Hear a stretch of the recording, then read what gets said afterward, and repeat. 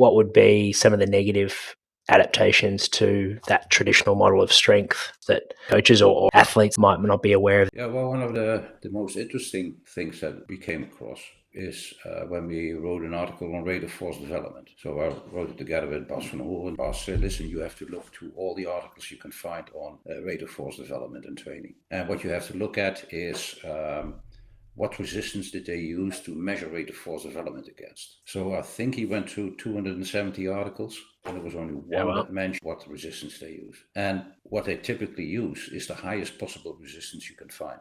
And then there's this assumption that rate of force development against a very high resistance tells you something about rate of force development against a very low resistance or no resistance at all. Or like the second step in acceleration, then the resistance from the ground is low because it's going underneath you already very quickly.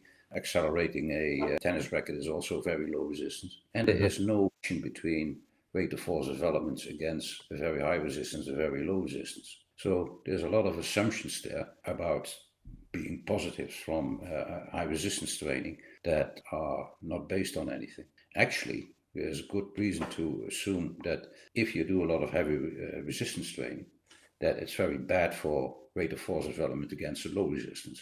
Because if you have a very high resistance or eliminated the problem of slack in muscles automatically because of the resistance, and then the body thinks, oh, I can have more slack. And if you have more slack, your rate of force development against a low resistance goes backwards. So that's one of the utopian approaches that are absolutely there. And that's something else you can see in athletics these days. There's way less strength training in athletics than it was 10, 15 years ago. I also see it in they're much less muscular than they were. That's one, as far as I'm concerned, one key example of where classic strength training got it completely wrong. Because they're basically thinking utopian that training only has positive effects. But every training you do also has a negative effect. And you have to weigh the positive and the negative in such a way that you end up with something positive.